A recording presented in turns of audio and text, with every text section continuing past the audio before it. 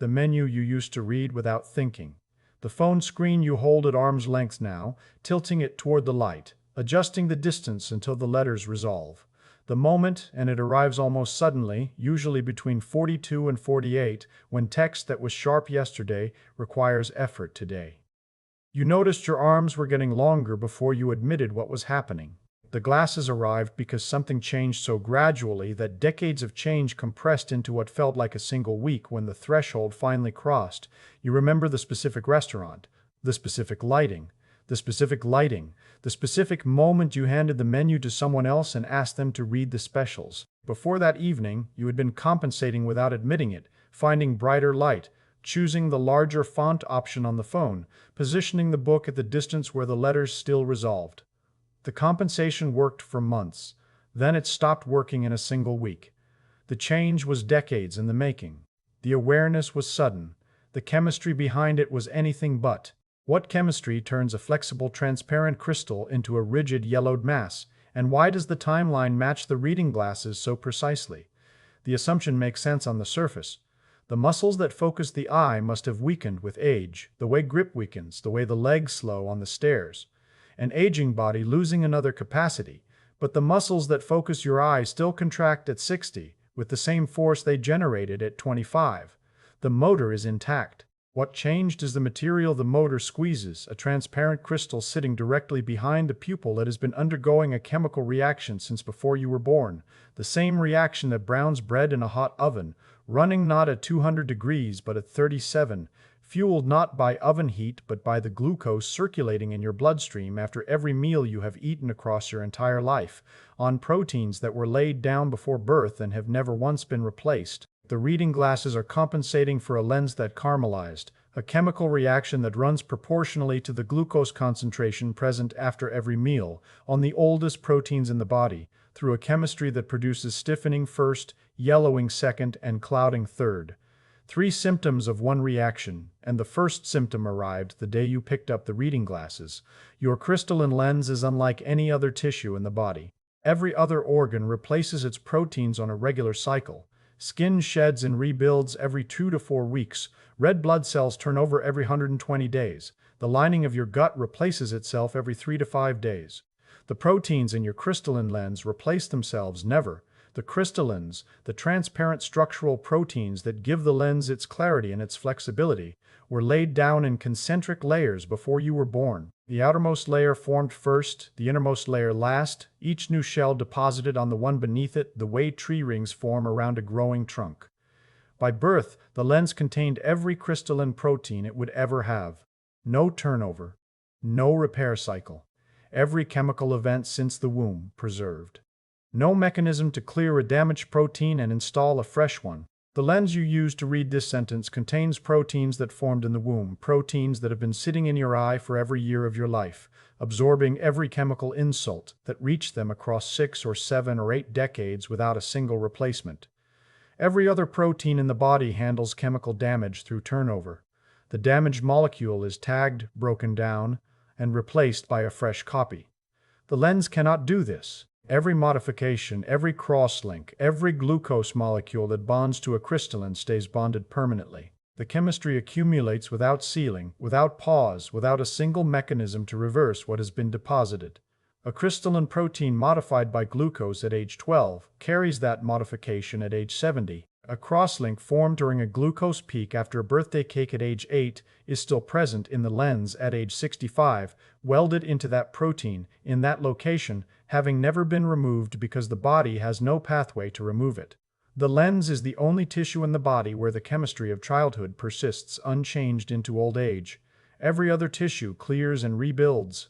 The lens remembers everything. What happens to a protein that remembers every chemical event since before birth? The physics of what that accumulation does to the lens begins with the muscle that still works perfectly and the material that no longer responds to it. What happens when a motor that has not weakened tries to reshape a crystal that has been slowly welding itself rigid for 6 decades? Motor intact, material changed, a spring built to last a lifetime. Accommodation depends on a spring that was built to last. The chemistry of glucose violated that assumption. Ciliary muscle wraps around the lens in a ring of smooth muscle fiber connected to the lens capsule through fine suspensory ligaments called zonular fibers.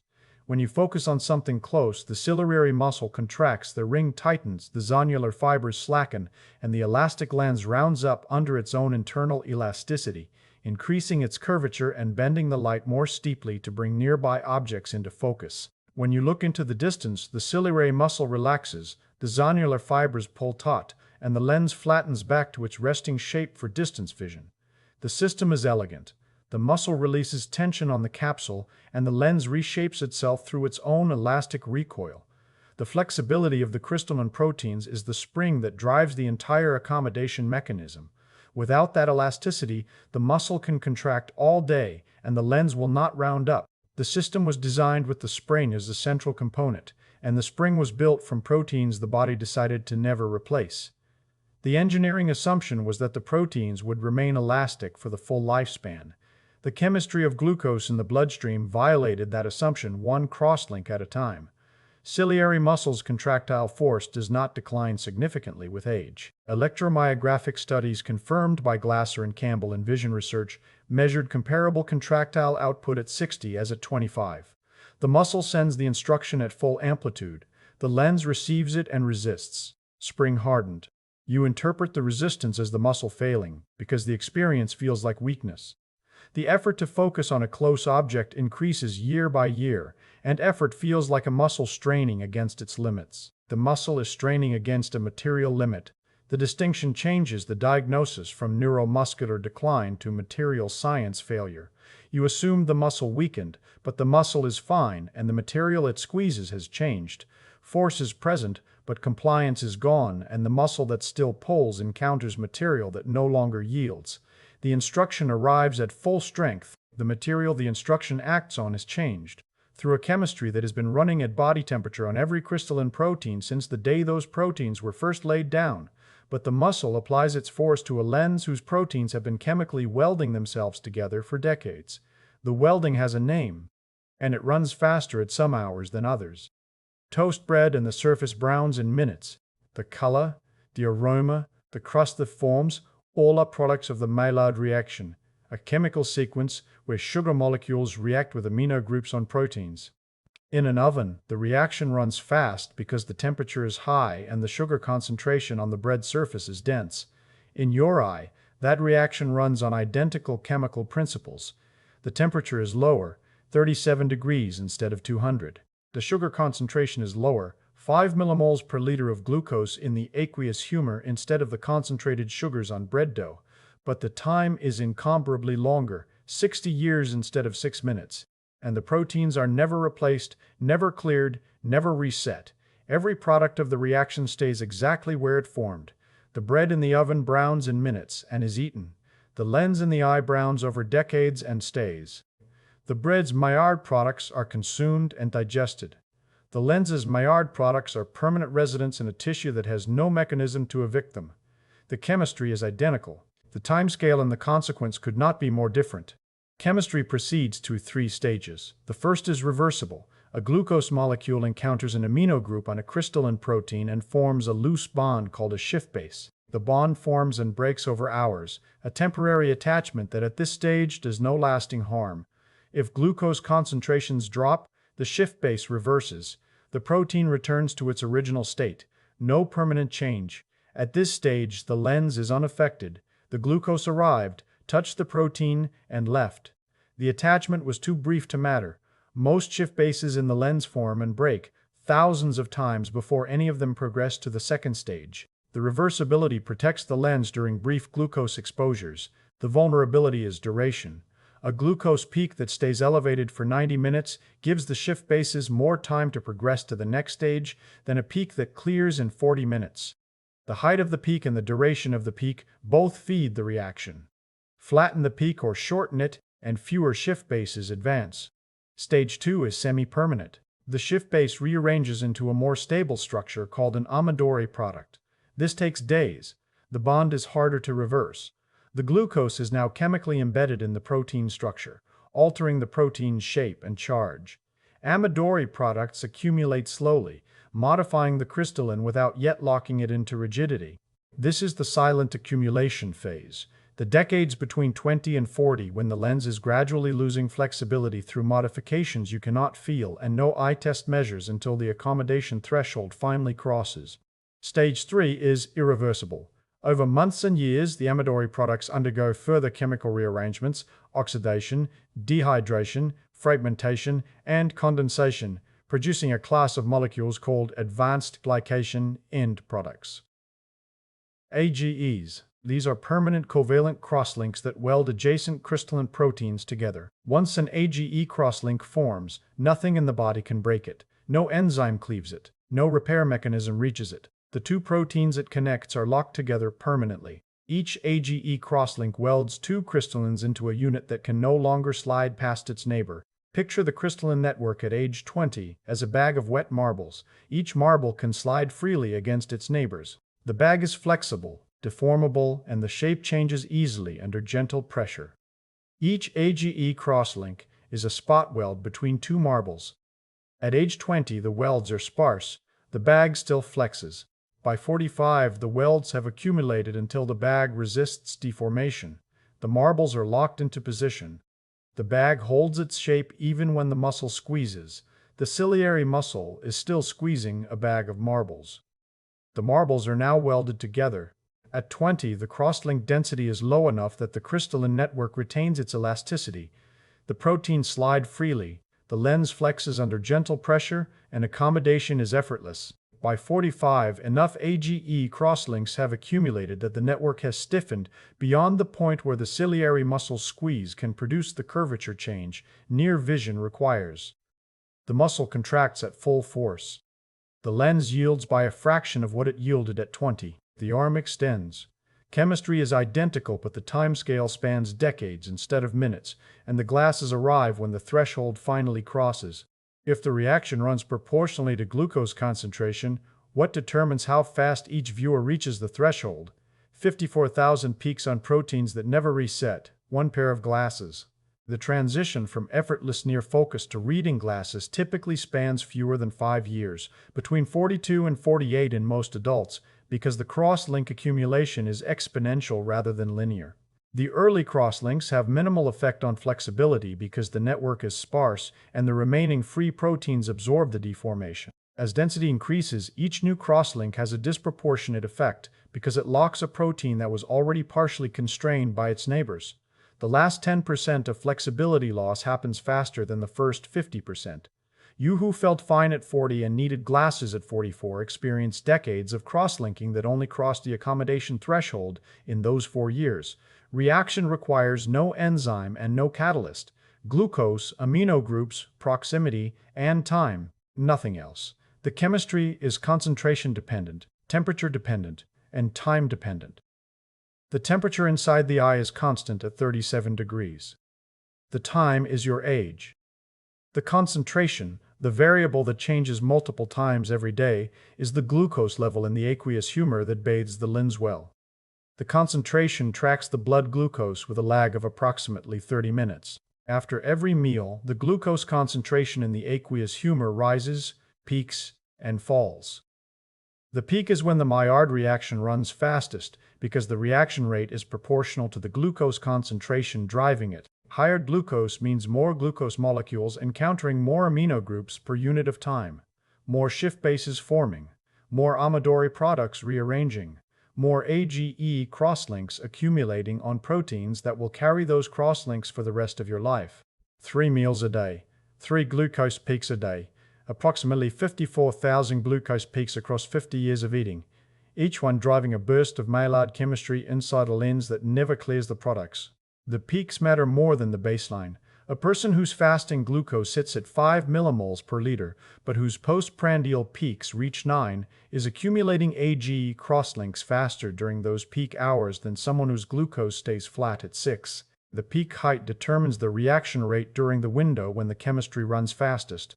The person who walks after eating, whose postprandial glucose peak is intercepted by muscle contraction, pulling glucose out of the blood through GLUT4 before the concentration reaches its maximum, is running the Maillard reaction at a lower peak rate than the person who sits after an identical meal at identical baseline glucose. different peak heights, different cross-linking rates, on proteins that will carry the difference for the rest of your life.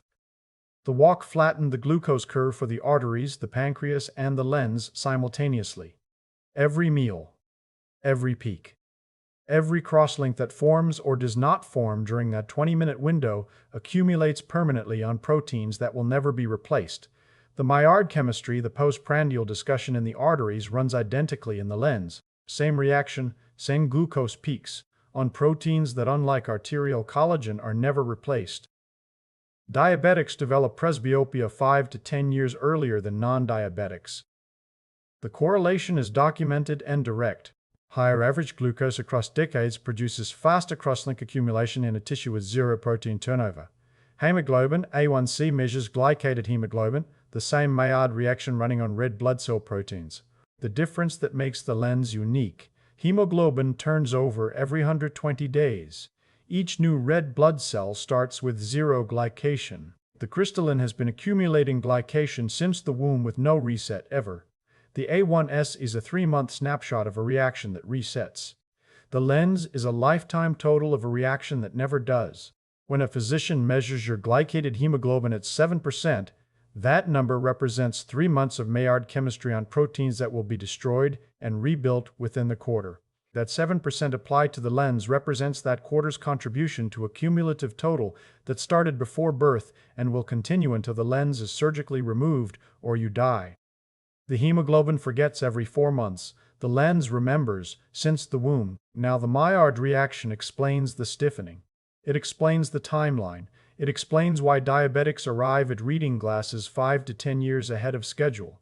Glucose is only half the chemistry. If the Maillard reaction were the only chemistry running, the stiffening would be the entire story. But glucose is not the only chemistry cross-linking the crystallines, because the lens occupies a position no other protein in the body shares, directly behind the pupil, in the path of every photon of light that enters the eye, including wavelengths that carry enough energy to drive a second cross-linking chemistry alongside the Maillard reaction, compounding its damage through an entirely independent mechanism.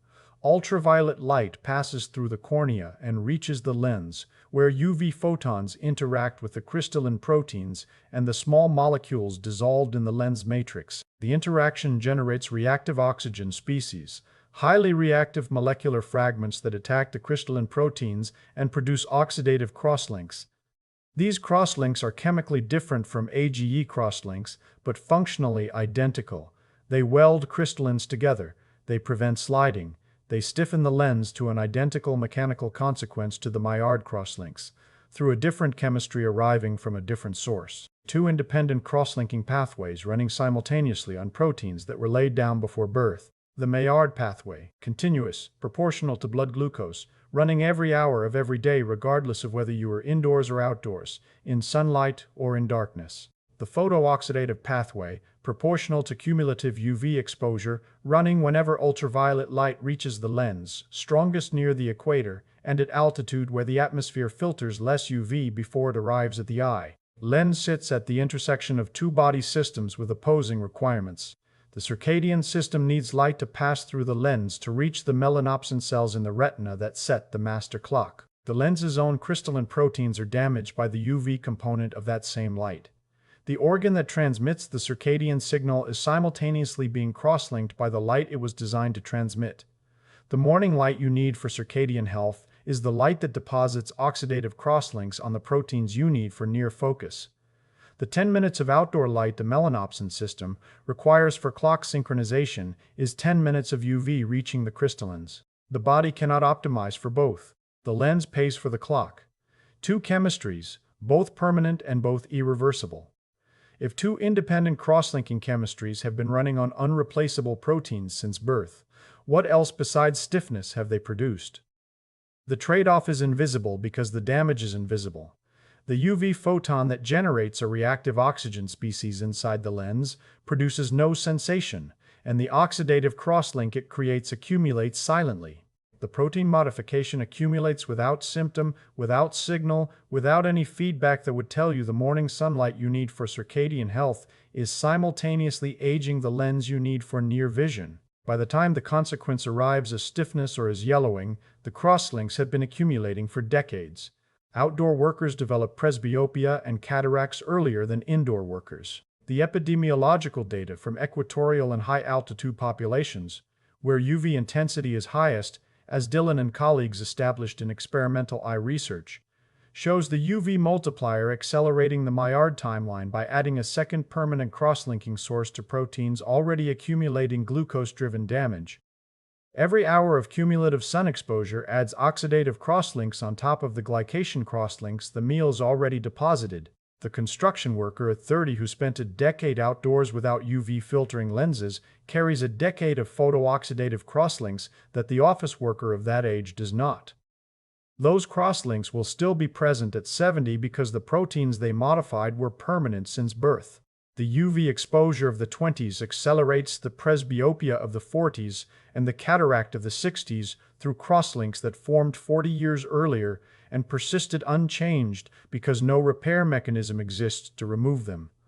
But two cross-linking chemistries running on those proteins produce more than stiffness. They produce a second change you have noticed without connecting it to the glasses on your face. And a third change you have been told is coming without understanding it already began. Flexibility loss and transparency loss are the same chemistry at different crosslink densities. The AGE and oxidative crosslinks that stiffen the lens also disrupt the precise protein ordering that maintains transparency. At low crosslink density, the proteins remain ordered enough to transmit light but too welded to flex freely. Stiffness arrives first. At higher crosslink density, the protein ordering degrades further. Light scatters instead of transmitting cleanly. The lens clouds and transparency fails after flexibility. Presbyopia arrives at 42 to 48 because flexibility fails at a lower crosslink threshold than transparency does. Fewer crosslinks are needed to prevent shape change than to scatter light. The reading glasses are the early clinical signal that cataract chemistry has already begun. One reaction, one set of proteins, one type of crosslink, separated by 15 to 25 years of continued accumulation on proteins that will never be cleared and replaced. Age crosslinks identified in human lens proteins by Monnier and Cerami in Science. The comprehensive glycation pathway in the lens documented by Stitt in the British Journal of Ophthalmology. The lens that stiffened at 45 will cloud at 65 to 75. Through a chemistry that never paused between the two thresholds. Crosslinks accumulated continuously from the day flexibility was lost to the day transparency will fail. The 20 years between reading glasses and cataract surgery are 20 years of one continuous problem, deepening on unchanged proteins through both chemistries that caused the stiffening in the first place. You wearing reading glasses at 50 is watching the early phase of the chemistry that will produce the cataract at 70. The glasses are the warning, flexibility fails first, transparency fails second, one crosslink density threshold separating them. The crosslinks are the clock. You, who received reading glasses at 43 and cataract surgery at 68, experienced 25 years of continuous crosslink accumulation between the two events, the first threshold announcing the chemistry and the second threshold confirming it on unchanged proteins through a reaction that never paused for a single day between the two clinical encounters. And then, the crosslinks produce a third symptom you have already experienced, the gradual yellowing of the lens, the amber tint that builds decade by decade, filtering the world toward warmer tones, so gradually the change is invisible, until a cataract surgery replaces the yellowed lens with a clear artificial one and the patient describes the world as startlingly blue. AGE products absorb short wavelength light. As Maillard crosslinks accumulate, the lens shifts from transparent to yellow to amber. The progressive tint filters the 480 nanometer wavelengths that melanopsin requires for circadian entrainment. Lens transmittance at 480 nanometers decreases measurably with age, as Kessel and colleagues measured in Acta Ophthalmologica. The shift is measurable. A 20-year-old lens transmits approximately 95% of light at 480 nanometers. A 60-year-old lens transmits approximately 50% at this wavelength. Half the circadian signal filtered before it reaches the cells that detect it. The morning light that calibrated the clock effortlessly at 25 delivers a partial signal at 60, and the melanopsin cells behind the lens fire at the threshold they always did, waiting for photons, the yellowed lens absorbed before they arrived. Yellowing is one expression of the chemistry that produced the stiffening, producing a different optical consequence. The crosslinks that prevent the lens from flexing are the crosslinks that absorb the blue light the circadian clock depends on. Stiffening, yellowing, and eventual clouding are three thresholds on unchanged proteins, each one crossed at a different crosslink density. That connection surfaced when I reviewed the postprandial glucose data alongside the melanopsin research. The morning light that the circadian discussion described passing through a yellowed lens is passing through a lens yellowed by this meal-driven chemistry that stiffened it. The glucose peak after breakfast deposits crosslinks that filter the very light the breakfast timing was designed to deliver. Two consequences of one reaction on one tissue, and the connection only became visible when the chemistry was traced to its source. You need brighter morning light for the circadian reset you use to get effortlessly. You hold the restaurant menu at arm's length. The chemistry has been running since the first glucose molecule bonded to the first crystalline in the womb. Yellowing and the stiffening arrive together because they share one chemistry. The crosslinks that prevent the lens from flexing are the crosslinks that filter blue light. The chemistry that will cloud the lens at 70 is the chemistry that stiffened it at 45. One reaction, three thresholds. And the first threshold crossed the day the reading glasses appeared. One reaction running across three thresholds and one lifetime. Reading glasses were always compensating for a material change. The ciliary muscle contracts at 60 with the force it generated at 25, confirmed by electromyographic measurement, documented across decades of accommodation research. The lens it squeezes has been absorbing glucose from the aqueous humor for 6 decades, and the chemistry has been welding the crystalline proteins together at body temperature. One crosslink per meal, 1 AGE per glucose peak on the oldest proteins in the body. A chemical reaction you wear on your face.